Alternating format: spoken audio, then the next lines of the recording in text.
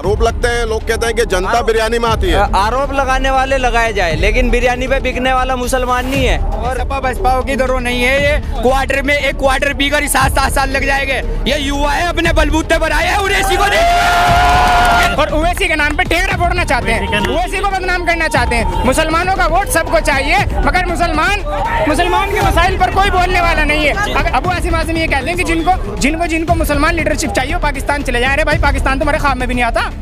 पाकिस्तान कुछ भाजपा वाले कहते हैं लगे उवैसी में मुकदमा नहीं होता। अरे मुकदमा तो जब होगा जब कानून के संविधान में नहीं बात करेंगे, कानून के संविधान में रहकर बात करते हैं।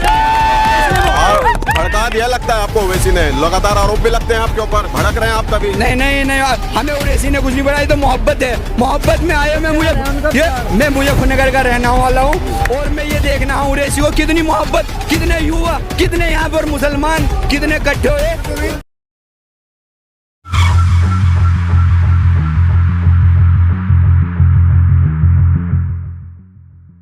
जैसा कि आप सभी लोग जानते हैं कि असदुद्दीन ओवैसी ने 100 सीटों पर ये उत्तर प्रदेश में चुनाव लड़ने का दावा किया। तमाम लोग हैं, इनसे बात करेंगे और जानने की कोशिश करेंगे कि जो भीड़ यहाँ उन्हें सुनने के लिए आती है, क्या वो वोट में तब्दील हो पाएगी। एक तस्वीर आपको मैं सबसे पहले ये दिखा देना चाहता हूँ कि राजपूताना लश्कर, क्या मतलब है इसका? ये राजपूताना फौज है जी, मतलब कि राजपूताना की फौज, युवा राजपूताना युवा जो बच्चे हैं, एक फौज है लश्कर अपने नाम में, राजपूताना लश्कर ग्रुप है जी। असदुद्दीन ओवैसी आ रहे हैं, कह रहे हैं वोट कटवा आ रहे हैं वोट काटने। ये लोगों की भूल है जी, लोगों की भूल है, लोगों के अंदर बहम है। असदुद्दीन ओवैसी बहुत अच्छे नेता है, बहुत अच्छे लीडर है। My favourite leader Asaduddin Owaisi जिंदाबाद। क्या नाम है आपका? जी कुर्बान अली। क्या कहेंगे, आज ओवैसी साहब की जनसभा है? ये आज ओवैसी साहब की जनसभा है। ये सहारनपुर में पहली बार मतलब आवाम को मौका मिला जी। पैसे लेकर के आए हो जी, जैसे लोग जाते हैं सुनने। अजी ऐसा तो आज तक कोई पैदा ही नहीं हुआ जो असदुद्दीन ओवैसी साहब को खरीद सके। खरीदने वाला तो आज तक कोई है ही नहीं। नहीं, आरोप लगते हैं, लोग कहते हैं कि जनता बिरयानी में आती है। आरोप लगाने वाले लगाए जाए, लेकिन बिरयानी पे बिकने वाला मुसलमान नहीं है, ठीक है ना। और सपा बसपाओं की दरों नहीं है। ये क्वार्टर में एक क्वार्टर पीकर 7-7 साल लग जाएंगे। ये युवा है, अपने बलबूते पर आए हैं। उवैसी को वोट कटवा का आरोप लग रहा है। अरे वो वोट कटवा तो समाजवादी वाले, बसपा वाले, कांग्रेस वाले। ये उवैसी की पार्टी है, संसद में एक ही शेर है जो पूरे हिंदुस्तान में दहड़ देता है और हर मुसलमान भाइयों को उवैसी के साथ लगना चाहिए। क्या आरोप क्या लगते हैं उवैसी पे? आरोप लगते हैं कि सिर्फ मुस्लिम करते हैं। अरे तो सबके साथ है, बिछड़ों के साथ है, दलितों के साथ है, जिस पे भ्रष्टाचारी होती है, जुल्म होता है, तो उवैसी सबके साथ है।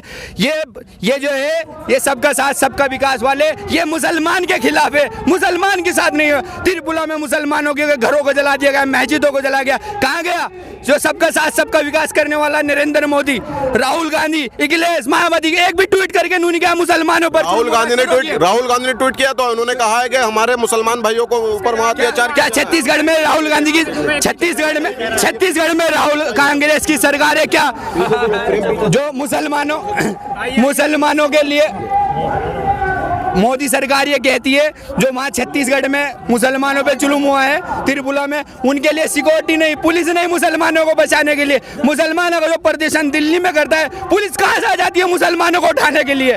क्यों वहाँ ये समाजवादी पार्टी और भाजपा पार्टी ये एक है। मुलायम सिंह कहते हैं और मैं दोबारा भी नरेंद्र मोदी को प्रधानमंत्री देखना चाहता हूँ। क्या ये एक नहीं है? अरे भैया, अच्छा काम करेंगे तो वो तो कहेंगे कि देखना चाहिए।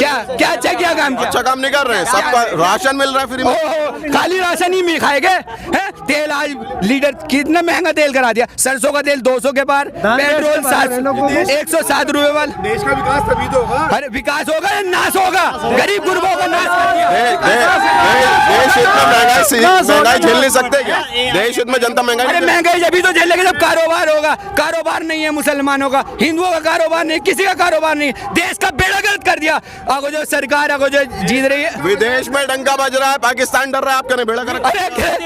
अरे चंद पैसों के लिए रुका मचवा देते हैं, जैसे हमें बदनाम किया जा रहा है। उवैसी पार्टी भी पार्टी नहीं है, भाजपा वाले ये खामखा ये बकवास कर रहे हैं। ये ऐसा कुछ नहीं है। उवैसी पार्टी मर्द पार्टी है और मैं तो ये कहता हूँ आपको भी उरेसी पार्टी में आ जाना चाहिए। जितने मीडिया है सबको उरेसी की पार्टी में एक बार वोट देकर तो देखे, इंशाल्लाह बेड़ा पार कर देंगे। आपके नेता मीडिया को कह रहे हैं कि मीडिया भी दलाल है, आप कह रहे हैं कि ओवैसी की पार्टी में आ जाना। क्यों मीडिया को दलाल कहा जाएगा जब मीडिया दलाल बन करेगी?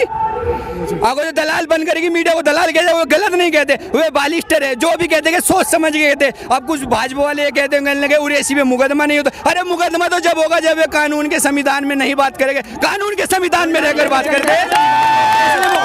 भड़का दिया लगता है आपको ओवैसी ने, लगातार आरोप भी लगते हैं आपके ऊपर, भड़क रहे हैं आप तभी। नहीं नहीं नहीं, हमें उरेसी ने कुछ नहीं बढ़ाई, तो मोहब्बत है। मोहब्बत में आए मैं मुजफ्फरनगर का रहने वाला हूँ और मैं ये देखना हूँ उरेसी को कितनी मोहब्बत, कितने युवा, कितने यहाँ पर मुसलमान कितने इकट्ठे हुए। 200-300 रुपए में आए हो। अरे यहाँ तो अपनी गाड़ी कर आए,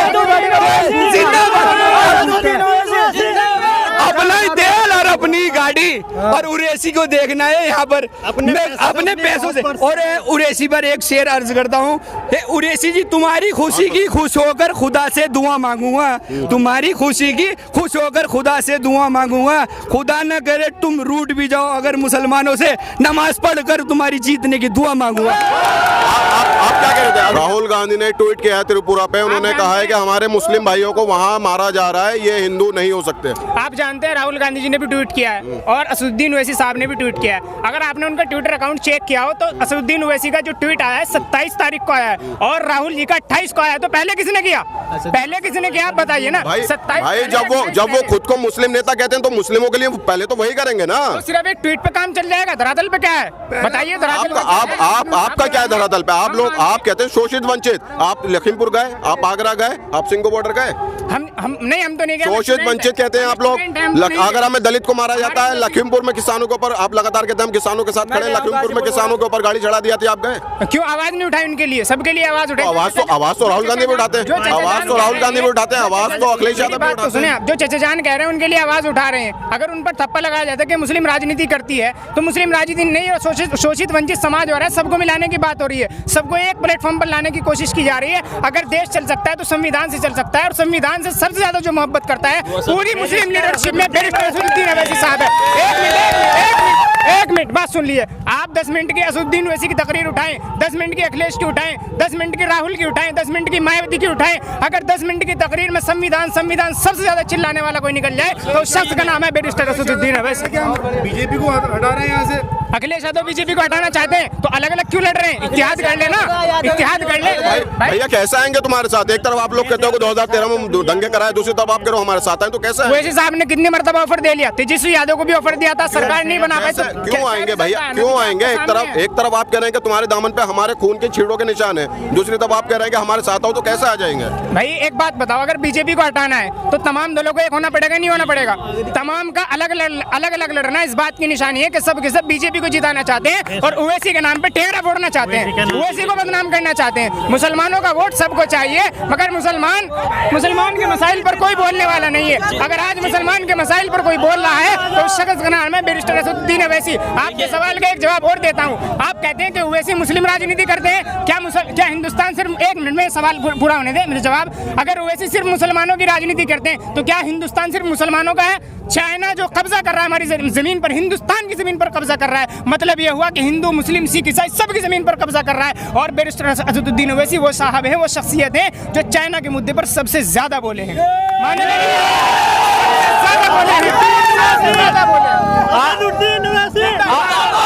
एक मिनट, आप अभी ये कह रहे थे कि क्या नाम लेकर विदेशों में डंका बज रहा, कौन से विदेशों में डंका बज रहा?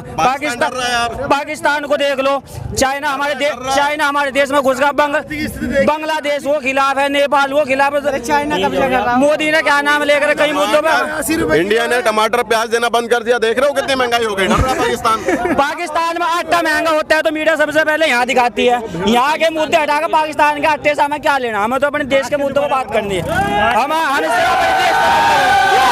देशों में डंका नहीं बजना चाहिए। फिर बैरिस्टर असदुद्दीन ओवैसी साहब पाकिस्तान की इतनी खतरनाक आलोचना करते हैं कि मोदी भी नहीं कर सकते, तो हम ओवैसी साहब के साथ है, हमें हिस्सा चाहिए और पार्टियों से गठबंधन भी होगा और इंशाल्लाह 100 सीटों पर हमारी जीत भी होगी। जो गठबंधन में आ रहे हैं वो तो तुम्हें छोड़ के भाग जा रहे हैं। कौन भाग रहा? ओम प्रकाश राजभर भाग गए। अब तो उन्होंने भी बीजेपी का एजेंट बता दिया। जी अभी तो देखते रहिए, अभी तो चुनाव तारीख ने अभी आ गए हैं।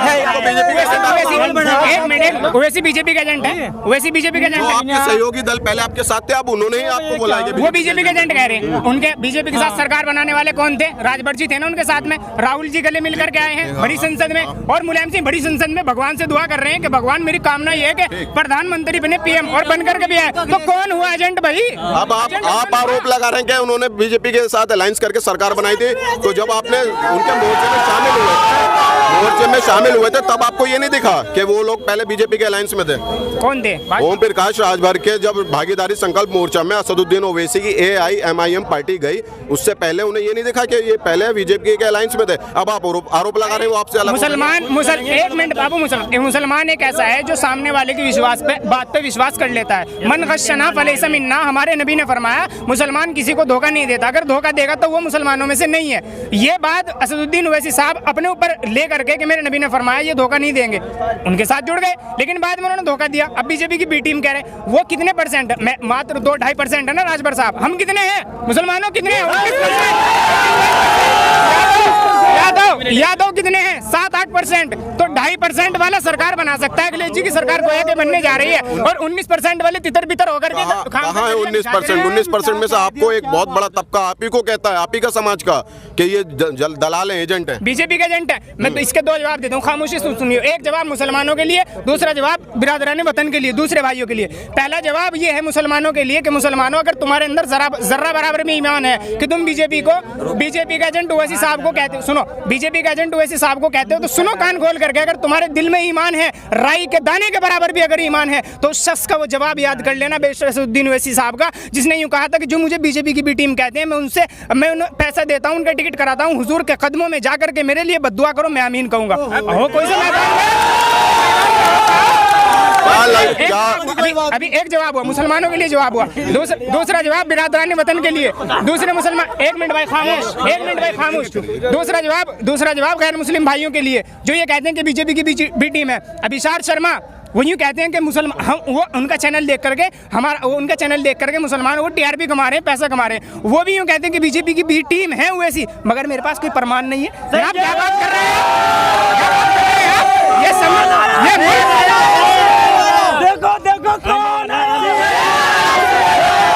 वो ये कहते हैं कि बीजेपी की, मगर कोई दलील नहीं है, कोई सबूत नहीं। भाई क्या क्यों रहे हो फिर? भाई क्यों कह रहे हो? 100 सीटों पर वो लड़ रहे हैं, क्या चाहते हैं? हिस्सेदारी चाहते हैं? आओ ना सरकार बनाओ उनके साथ। अजी उन पे पैसा कहाँ से आता है? अरे भाई वो खानदानी अमीर हैं, वो रईस लोग हैं, 1700 करोड़ की उनकी संपत्ति है। हैदराबाद के किंग है। 100 सीटों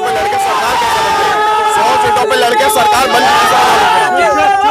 एक सवाल इनका भाई का, 100 सीटों पे लड़के सरकार, पत्रकार बंधु का एक सवाल ये है कि 100 सीटों पर लड़ करके क्या सरकार बना लेंगे? एक बात बताओ, आज 2021 चल रहा है, बीजेपी पार्टी 1984 में बनी थी। 1984 में बीजेपी की वही हालत थी जो आज ओवैसी साहब की है। एक MLA यहाँ, 2 MP वहाँ, एक यहाँ, इस तरह। आज 1927 की पार्टी है। मैं बता वहीं आ रहा हूँ, मैं भी भैया वहीं आ रहा हूँ, मुझे पता है, इतिहास जानता हूँ MIM का, जब भी बोल रहा हूँ। 1984 में ये पार्टी बनी थी बीजेपी, उनके पास 2 MLA, एक MP थे, मगर आज ये सरकार में। हमारी 1927 की बनी हुई है, कह रहे हैं ना आप 1927, हमारी 1927 की बनी हुई, हम जानते हैं, मगर हमने हमेशा कांग्रेस पर विश्वास किया, और कांग्रेस पर विश्वास करके हमने ओवैसी साहब भी नहीं के साथ सरकार बनाते रहे। मगर जब ओवैसी साहब की पार्टी ने देखा कि कांग्रेस ही हमारे आस्तीन का सांप बनी हुई है और हमें अंदर से डग मार रही है, तो अब लगा कि अलग होकर के अपनी पार्टी बना करके हिंदुस्तान की सत्ता में हिस्सेदारी लेनी जिसके लिए असदुद्दीन ओवैसी साहब मेहनत भी कर रहे हैं और अपनी पार्टी बना करके पूरी दुनिया को, पूरे हिंदुस्तान की सियासत को बताना चाहते हैं कि हम 19% हैं, हम 313 के आलमबरदार हैं, हम जंगे बदर के मानने वाले हैं। इसी तरीके से 313 MP जो 313 MLA जो बीजेपी के पाए जाते हैं, 313 के ऊपर भरी संसद में अगर कोई भारी पड़ता है तो शख्स का नाम है क्या लगता है? भीड़ तो सुनने आती है, वोट में कन्वर्ट नहीं होती है। भीड़ सुनने आती है, वोट में कन्वर्ट। अभी यूं देखो, आप पहले भी भीड़ सुनने के लिए आई थी, कुछ लोगों की जमानतें जब्त हो गई थी। इस मर्तबा ये भीड़ जो है ना, वोट भी करेगी, सपोर्ट भी करेगी। आपके नेता तो है इमरान मसूद आपके क्षेत्र से, मुस्लिम नेता है, फिर भी आप ओवैसी को चुना। मुसलमान नेता तो हमारे आपके महाराष्ट्र से आने वाले अबू आसिम आजमी भी हैं। हमारे नेता तो हम कहने लगे इमरान प्रतापगढ़ी भी हैं। मान लो थोड़ी देर के लिए आप यूँ कह रहे हैं कि ओवैसी के आने से वोट कटेगा। मैं ये कहता हूँ ओवैसी के आने से वोट नहीं कटेगा, इमरान प्रतापगढ़ी के आने से वोट कटेगा। मैं उनका बहुत बड़ा फैन हूँ, शुरू से सुनता हूँ, मेरी फुप्पी के लड़के उनको बहुत सुनते हैं, मैं उनकी नज़में भी पढ़ता हूँ, मगर मेरे भाई सियासत को समझना पड़ेगा। उन्हीं से बोलना मैंने सीखा है, मैं उन्हीं को सुन सुन करके यहाँ दो चार लफ्ज आपके सामने बोल रहा हूँ। अबू आसिम आजमी ये कहते हैं कि जिनको मुसलमान लीडरशिप चाहिए वो पाकिस्तान चले जाए। अरे भाई पाकिस्तान तुम्हारे ख्वाब में भी नहीं आता,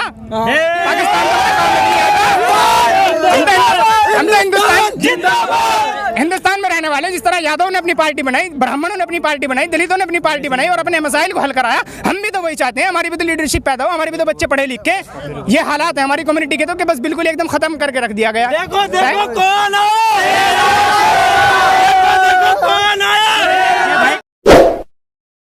Subscribe now and press the bell icon. Never miss an update.